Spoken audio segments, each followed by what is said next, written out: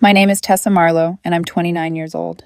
If you scrolled my life from the outside, LinkedIn updates, filtered coffee photos, couple selfies at weddings, you'd probably think I was just another woman on track.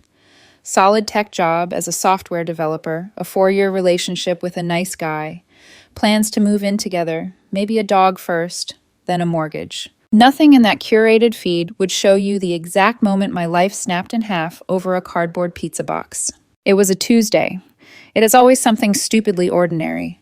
My laptop was cooling on the coffee table, the smell of pepperoni and garlic knots hanging in my small but neat apartment, the one we might share soon, once Jason's lease ended. The TV murmured some sitcom rerun. I wasn't really watching. I was watching him. Jason sat on the other end of the couch, not touching his slice, phone face down on the cushion, thumb worrying the edge like it might jump to life and betray him. He'd been off all week, quieter, a little too thoughtful. I'd asked twice if work was stressing him out, if the campaign he was pitching for his marketing firm was going badly. He'd given me that easy smile of his and said, "Nah, just tired." Except Jason's default setting was noise, stories, jokes, commentary on every trailer that played between shows. Silence didn't suit him. It clung. "Hey," I said, nudging his leg with my toes. "The pizza's not going to monologue back. You okay?" He blinked like I'd dragged him out of a tunnel. Yeah, we should talk about something." My stomach tightened. "Okay, that's a terrible tone, but sure, talk." He straightened, sat a little too tall, as if he'd practiced this in a mirror. For a second I saw the version of him that charmed clients. The boyish, earnest face, the careful pause before a hard truth. "There's someone at work," he said. The air left the room without warning. I kept my fingers loose around the grease-stained slice, refusing to give him the satisfaction of seeing me shake. "A client?" I asked, even though I already knew. Our brains are kind. They hand us softer words first. He swallowed. "No, a coworker, Madison. We've been on this project together, and we've been spending a lot of time collaborating. Late nights, you know how it is." I knew exactly how it was. I'd pulled more late nights in front of code than he ever had in front of PowerPoint decks. I also knew when someone was stalling. "Tessa, He ran a hand through his hair, the way he did when he was about to pitch something stupid and wanted me to think it was brave. It went too far. We kissed a few times. He said it like he was reading from a script he'd agreed on with God. Clean lines, precise phrasing, just enough shame to sound human.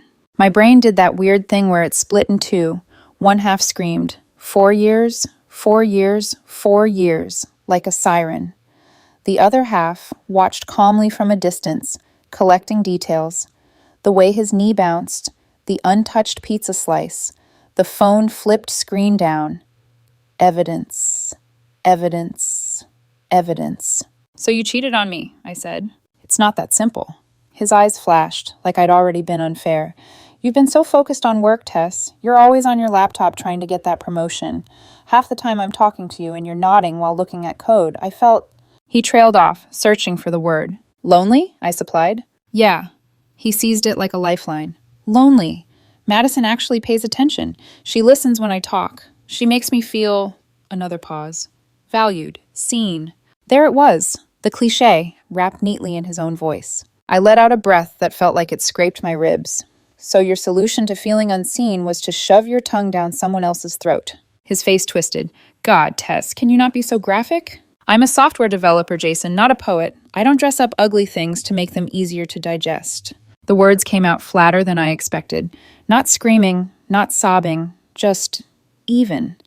He looked almost disappointed, like he'd braced for a meltdown he could manage. Something he could hold and soothe and spin into proof that I was emotional and he was reasonable. "And now what?" I asked. "You came here because..." "Because I wanted to be honest," he said quickly. "Most guys would never tell their girlfriend. They'd just keep cheating. I didn't sleep with her. We just crossed a line. I'm confused about my feelings, about us. I need space to figure things out." Translation, keep me as backup while I audition someone else. The calm part of my brain logged that, too. "So you want what exactly?" I asked. "A trial separation where you get to experiment with Madison while I stay on the bench in case she doesn't work out?" His jaw clenched. "That's not fair." "It's accurate." We went around in circles for hours. He kept insisting it was one mistake, that he'd been honest, that relationships were supposed to survive rough patches. Every time I asked if he was still talking to Madison, he dodged. I just need space, he repeated, as if the word itself was sacred. I don't want to throw away 4 years over a few kisses and some mixed up feelings. Let's just take a break, stay connected, see where things go. Stay connected. The phrase made me feel physically ill. I could see the path he wanted. Nightly texts to me when Madison didn't reply fast enough. Late night I miss you messages when his new toy felt unstable. Me as emotional support animal while he tried on a new life. No, I said finally. Jason blinked. No, what? No break. No staying connected. No half in, half out limbo. You crossed a line. You didn't trip. You walked. You made choices. I'm not going to stand here and be your safety net while you figure out whether your coworker is exciting enough to justify blowing up our relationship. His eyes went wide, then glassy. You're really just ending it? Like that? Like that, I said. My voice was steady. My insides were not. He laughed, a short, disbelieving sound. Wow. 4 years and you're just heartless. You'll throw it all away instead of working through a hard time. I thought of every night I'd stayed up late debugging code so we could afford a better apartment, the way I'd tracked our budget, the weekends I'd spent helping him prep for presentations. Heartless. I'd rather be heartless than spineless, I said quietly. We're done, Jason. He stared at me for a long time, searching my face for the version of me who always compromised, who always found a way to make things softer. When he didn't find her, something mean flickered behind his eyes. Don't say I didn't try, he muttered, standing up. He grabbed his hoodie from the chair, his backpack from the floor. At the door, he turned back. You'll regret this. People don't just throw away relationships like that and walk away okay. He took the spare key I'd given him off his keyring with a dramatic little flourish, set it on the entry table, and left. The door clicked shut at 12:03 a.m. I stared at the silver key in the dim light, the smell of cold pizza heavy in the air, and realized my hands were finally shaking. 4 years, reduced to an echoing apartment, and a key that didn't belong to anyone anymore. The first few days were quiet in that awful, ringing way. I went to work. I wrote code. I broke down in the shower where no one could hear me. Jason texted, of course. Jason, I can't believe you're doing this. Jason, I was honest with you. Most women would appreciate that. Jason, do you know how hard it was to tell you the truth? I answered once, you cheated. I ended it. That's the truth. 2 days later, the tone shifted. Jason, can we please just talk? I miss you so much. Jason, I told Madison it was a mistake. I ended things with her. Jason, you're who I want to be with. Please don't give up on us. We can fix this. Each thread started with blame and ended with desperation. The software developer part of me did what it always does, backed everything up. Screenshots to cloud storage, date and time stamped. I didn't even fully know why. Just a quiet instinct. Keep receipts. People rewrite history when they're embarrassed. I held my line. No, Jason, we're done. Please stop contacting me. 4 days after the breakup, he tried again. Jason, it's been almost a week and you won't even listen to me. Jason, you're being really cruel right now. Jason, I made a mistake, but you're punishing me forever. Jason, I chose you. Doesn't that matter?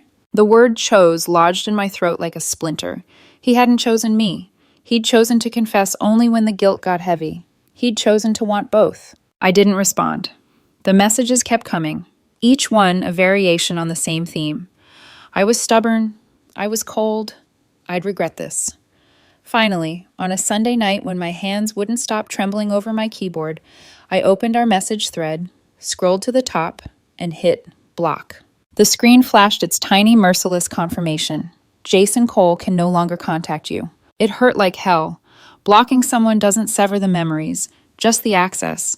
But it was a clean pain, controlled, a surgical cut instead of a slow infection. I went to bed that night thinking the worst part was over. I had no idea that the real damage hadn't even started yet, not until Jason found a ring light, the right filter, and a caption that would turn my private heartbreak into public entertainment. The peace lasted 6 days. By peace, I don't mean healing. I mean the fragile, hollow kind of quiet where your life keeps moving, but your brain is still kneeling in the wreckage, picking up shards and trying to guess which ones used to be your heart. I worked. I fixed bugs. I pushed commits. I blocked Jason's number, and Every so often, opened our old threads in my screenshots folder just to remind myself I hadn't imagined it.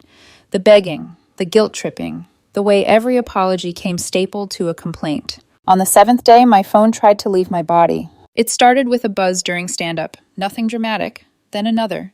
Then a staccato stream so constant I felt my smartwatch vibrate against my wrist like a trapped fly. After the meeting, I slipped into an empty conference room, shut the door, and checked my notifications.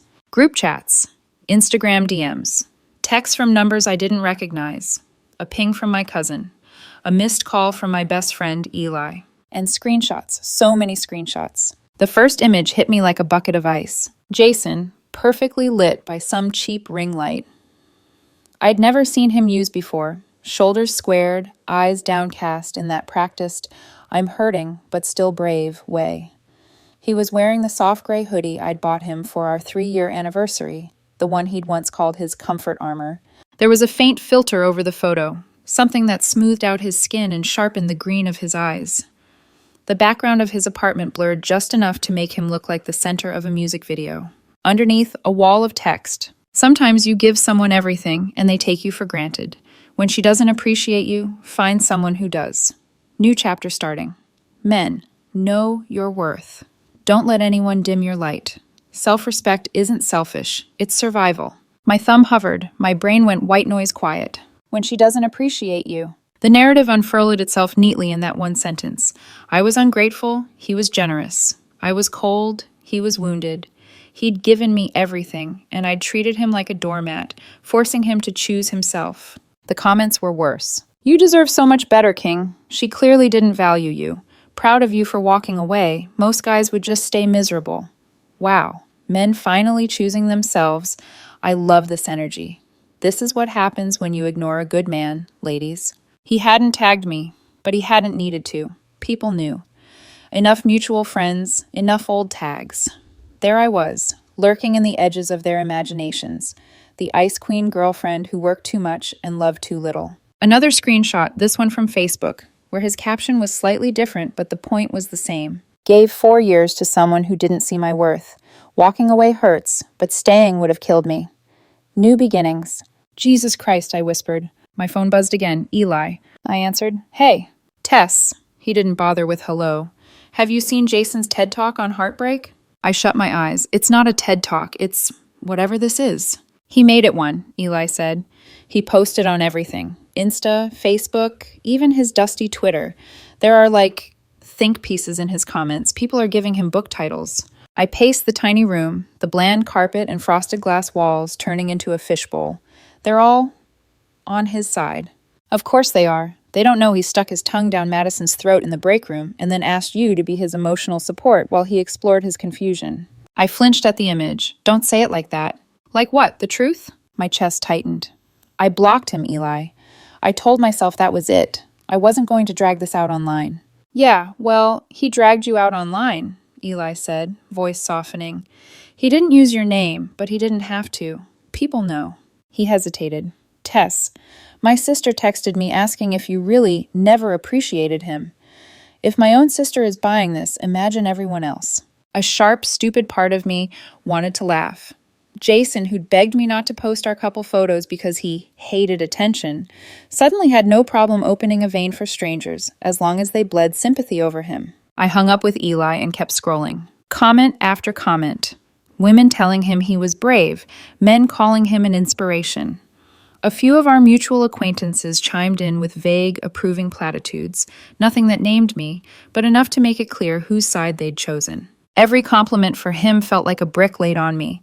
Good man, unappreciated, hardworking boyfriend, taken for granted, victim. My cheeks burned, even alone in that room.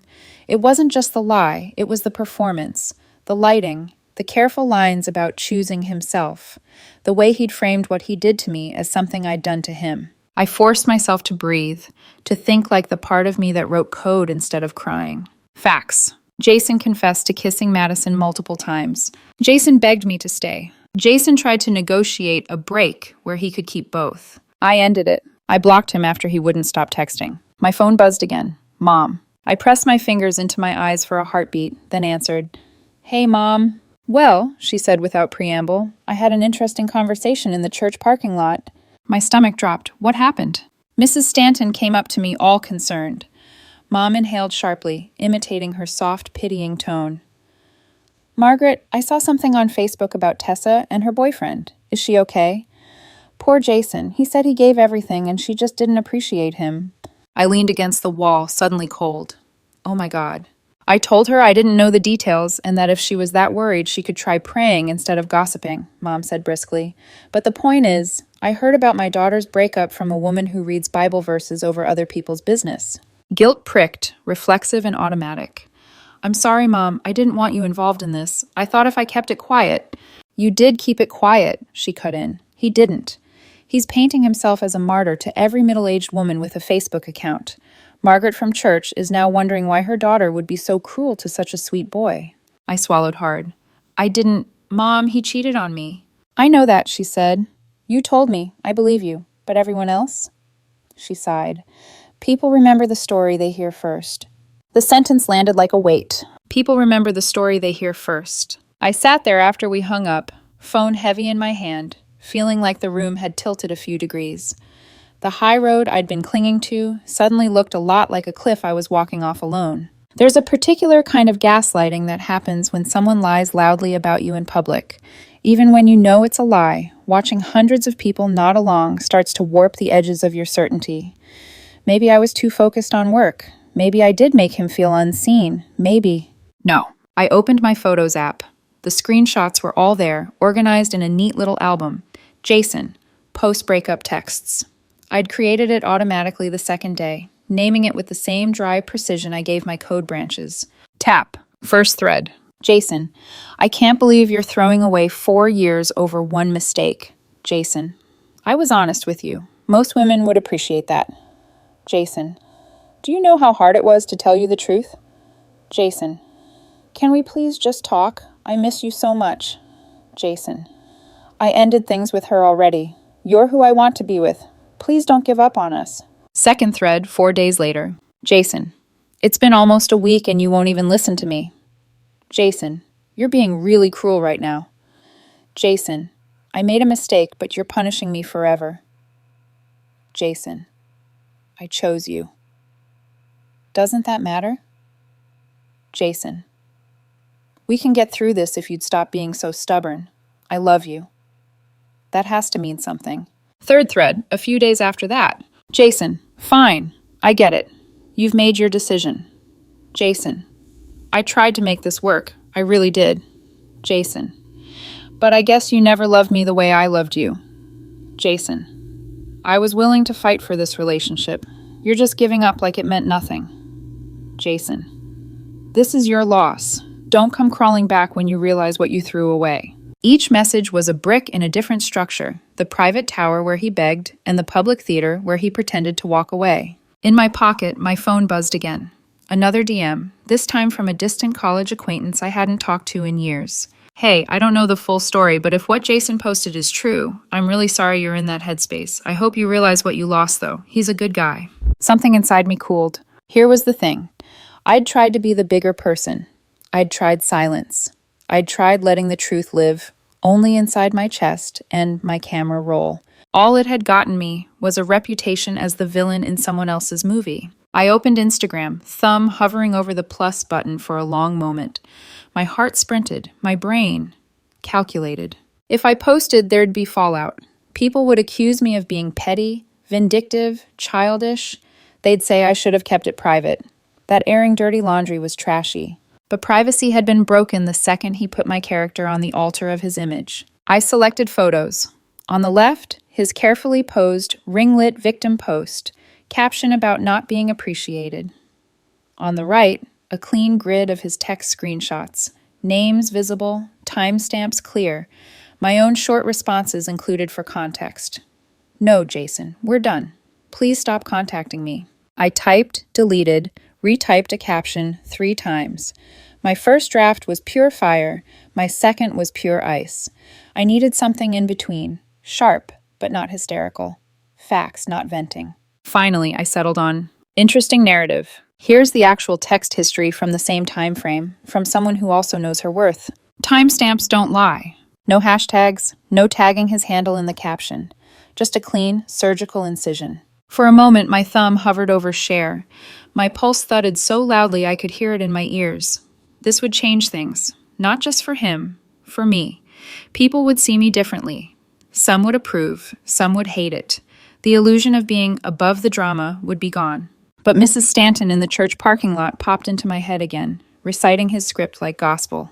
And behind her, the hundreds of strangers making him their main character, using my life as a moral of the week. People remember the story they hear first. So I gave them another story. I hit share. The little bar filled, the post slid into my feed, and a small, almost physical weight lifted off my chest. I turned my phone off, slid it into my bag like I was closing a drawer on something poisonous, and went back to my desk. That night, I didn't scroll. I didn't check. I took a shower, made tea, and forced myself to watch a movie where the worst thing that happened was a missed flight and a misunderstanding. When I finally crawled into bed, the world outside my apartment felt weirdly far away, as if I'd locked it out. My phone buzzed a few times on the nightstand. I ignored it. Let the internet talk to itself, I muttered into the dark. I fell asleep not knowing that while I slept, my post was detonating like a slow-motion grenade, rolling through timelines, into group chats, across friend lists, and that by morning, the story of who left whom and why would be on fire. The first sign something had detonated came at 6:12 a.m. I wasn't awake yet. My body was still folded under a blanket, drifting in the thin, fragile sleep that follows a week of heartbreak.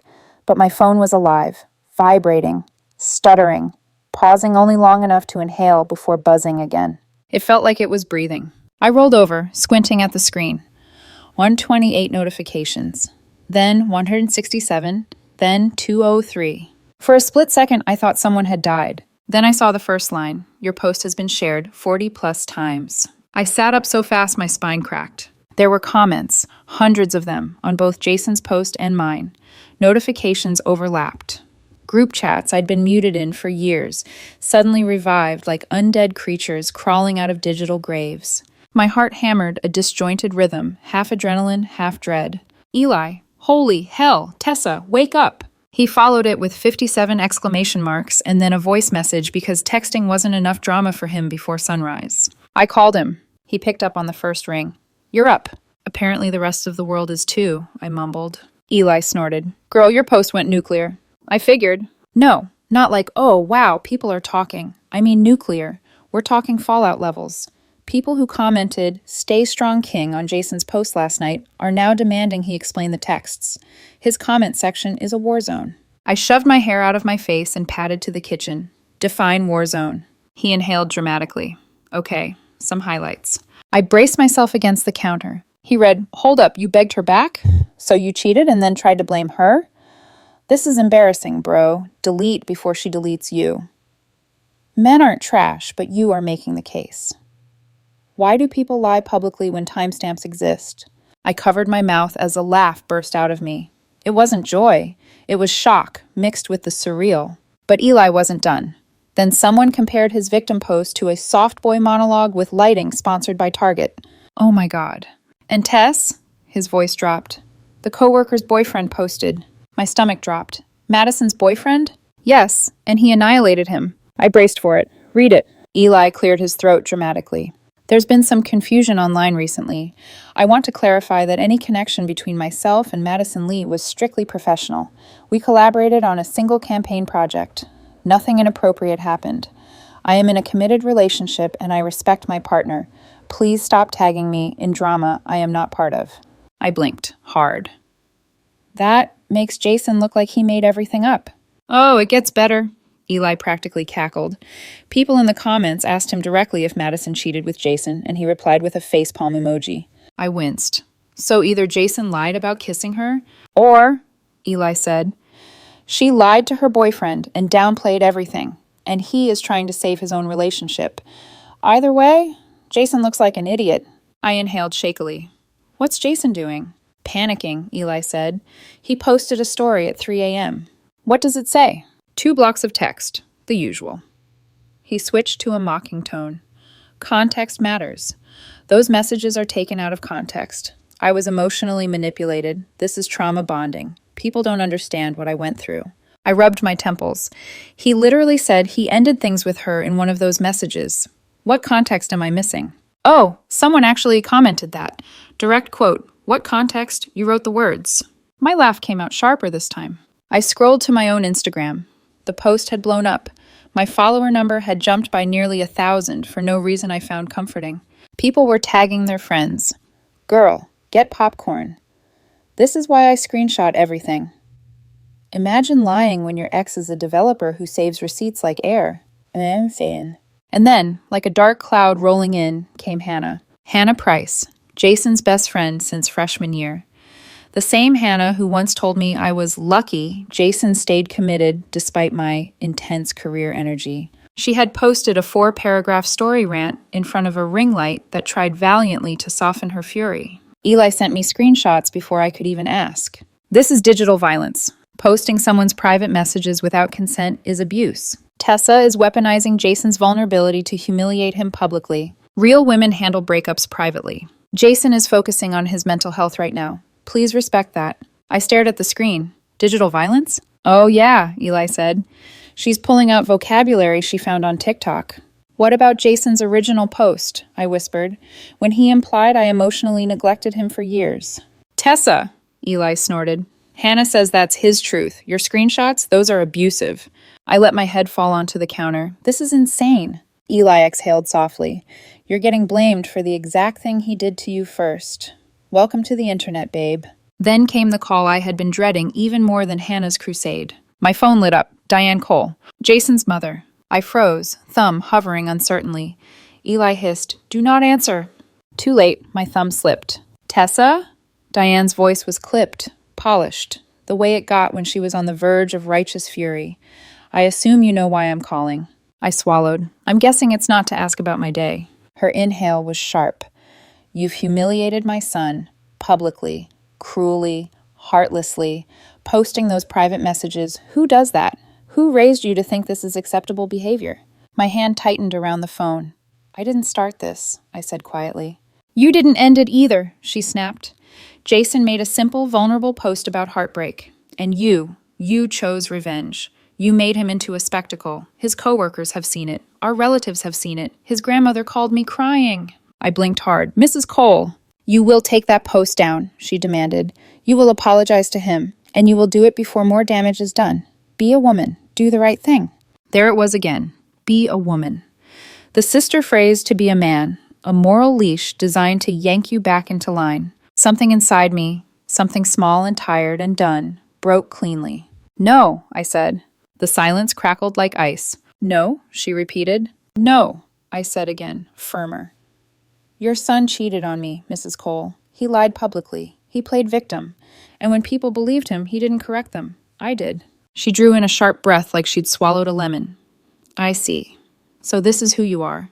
Before I could reply, she hung up. I stared at my reflection in the microwave door for a long moment, my face pale and strangely calm. Tessa? Eli whispered. You good? I think so, I said, but I think I'm officially the villain in the Cole family scrapbook. Well, Eli said thoughtfully, better that than the idiot. I huffed a laugh despite myself. He hesitated. There's more. I looked up sharply. What now? He sent another screenshot, a comment from a girl we both vaguely knew. Jason didn't cheat. Tessa just got jealous because Madison is prettier. Another? Timestamps don't lie, but desperate exes do. Another. She probably edited those screenshots. You can fake anything these days. And just when I thought the room couldn't tilt further, Madison posted. A story. Black background, white text. No punctuation. The hallmark of late-night panic typing. Wow. Just wow. Men stick together no matter what. Believe whatever you want. The truth always comes out eventually. Done with this drama. I stared. Eli deadpanned, not her accusing every man on earth of conspiring against her. I muttered. She had no problem when one of them had his tongue in her mouth. Eli snorted so loudly I heard it through the phone. But the comments were splitting, half calling Madison a liar, half attacking me, half excusing Jason entirely. People who had never met me were writing paragraphs about my personality. Someone said I gave off cold energy. Someone else said they had always gotten the vibe that I didn't really care for Jason. I felt like my entire life had been thrown into a public arena where the crowd booed or cheered based on whichever version of me they invented that minute. I sat down on the floor, back against a cabinet. I didn't think it would be this big, I whispered. Tess, Eli's voice softened. None of us did. But that's the cost of honesty now. It's messy. People don't know how to handle receipts. Through the open blinds, the morning light was rising, gentle, oblivious, slicing across my kitchen tiles. Somewhere in another apartment across the city, Jason was probably pacing like a rat in a box, watching his narrative crumble. Somewhere else, Madison was rewriting her own involvement in real time. Somewhere else, strangers were deciding whether I was a villain or a state of mind. And across all of Jason's original posts, I saw it happening. People were starting to switch sides, not because I had screamed, but because I had told the truth. It felt like the ground shifting. It felt like vindication. It also felt terrifying. I took a long sip of cold water and braced myself, because if this was only the morning, the afternoon would be a battlefield. If the morning felt like a battlefield, the afternoon felt like the siege. By noon, every corner of the internet that had even a ghost connection to Jason, or to me, was vibrating with takes, countertakes, screenshots, reposts, and speculation. People I hadn't thought about since high school were suddenly experts on my emotional availability. A girl from Jason's gym commented that she always sensed something off about Tessa, even though we had spoken exactly once about protein bars. I kept refreshing my notifications with the numbness of someone poking a bruise. It hurt, but stopping felt worse. Around 1 p.m., I received a new kind of message. A stranger's DM popped onto my screen. You're hurting him. Stop posting and let him heal. Then another. You're toxic as hell. He's having panic attacks because of your post. Another. Imagine humiliating someone like this. Karma will catch up. Another. Take it down or we'll keep coming. Flying monkeys, Eli muttered when I forwarded him the screenshots. Hannah is absolutely orchestrating this. I believed it. The messages repeated similar phrases, same tone, same moralizing rhythm. Coordinated. They weren't individuals. They were a chorus sent to intimidate me. I didn't cry, not because I was strong, but because the absurdity had passed the point where tears could help. Something colder settled in me. Something that looked a lot like resolve. I made a new post, not an explosion, just a simple, factual statement against a blank background.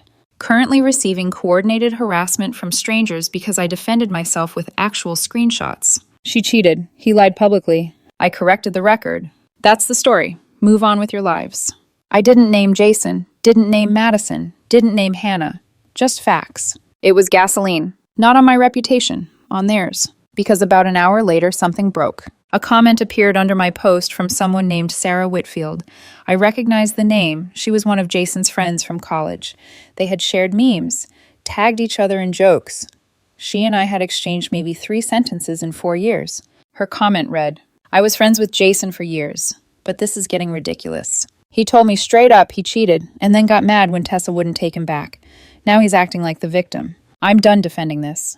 The comment exploded immediately, screenshotted across platforms, reposted, quoted. People love confirmation. They love when someone on the inside spills. And Sarah had just dropped a match into a dry forest. Jason's defenders faltered. Hannah posted another rant, but even her usual crowd seemed less convinced. Someone replied, how is posting receipts abuse, but lying publicly is fine? Another, what about the coworker saying nothing happened? Someone's lying, and it's not Tessa. Even the neutral accounts, people who previously typed, we don't know the whole story, began shifting. Not towards sympathy, but towards skepticism. Doubt. The slow rot that eats away at fabricated narratives. Jason, silent for hours, finally posted again. A block of text against a gradient background. Seeing people twist things is exhausting. I never lied. I never cheated. Everything is being blown out of proportion. That's it? I murmured. That's the explanation? Eli snorted. He's trying to bore everyone into agreeing with him. But then, right when I thought his damage control couldn't get worse, he escalated. He filed a police report. Yes, a police report. I found out when someone anonymous messaged me a screenshot from Jason's private story. Filed a report for cyberstalking and harassment. Screenshots were shared illegally.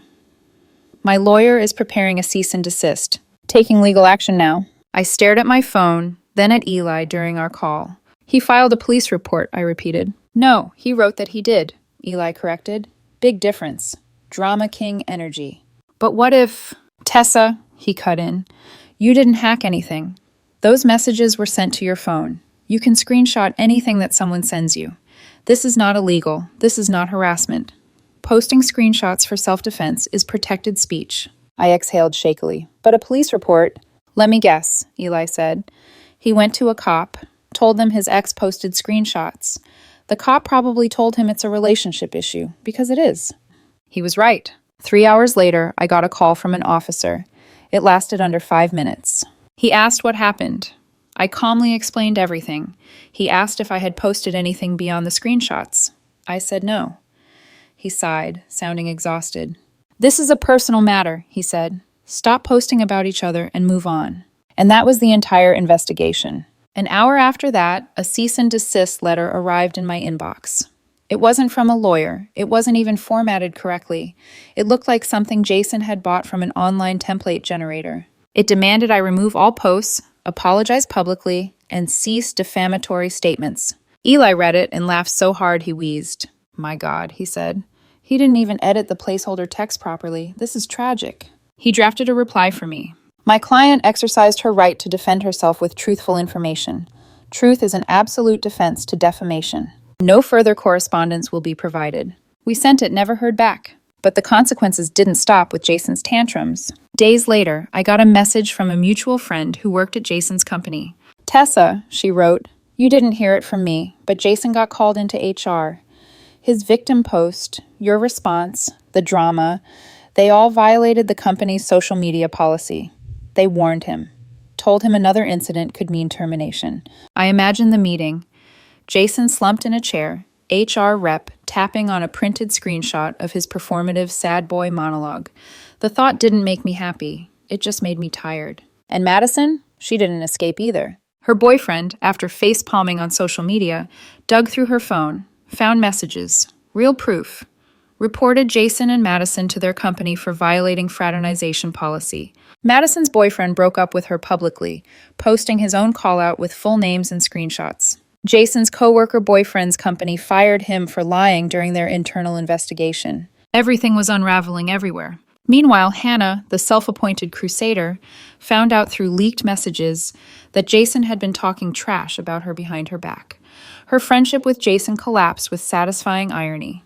Public blocking, vague posts about fake friends, and a final story captioned, "Watch who you defend. Some people are snakes." Jason's mother, Diane, stopped calling after my own mother apparently unleashed a righteous fury on her, telling her to teach her son not to cheat before lecturing others. Mom was smug about it for days. By the end of the 3rd week, Jason's original victim posts were gone, deleted, archive empty, his accounts private. But the damage lingered in screenshots floating around group chats like digital ghosts. And me? I was breathing again. Not freely, not yet, but more like myself. I'd started therapy. I'd moved my accounts to private. I'd removed the post, not because I regretted it, but because it had served its function. My reputation was intact, his, not so much. The last ripple came 2 weeks later, through a mutual friend. She messaged me, "Jason asked me to tell you he's sorry. He said he was hurt and handled it badly. He hopes one day you can forgive him." I stared at the message for a long time. Once, those words would have cracked me open. Once I would have run to him, relieved, hopeful. But now, I felt nothing but a dull, distant ache and a clarity sharp enough to cut. I typed back, "Thanks for passing it along." I didn't ask her to reply. Didn't send a message back through her. Didn't give Jason the closure he wanted packaged neatly in someone else's labor.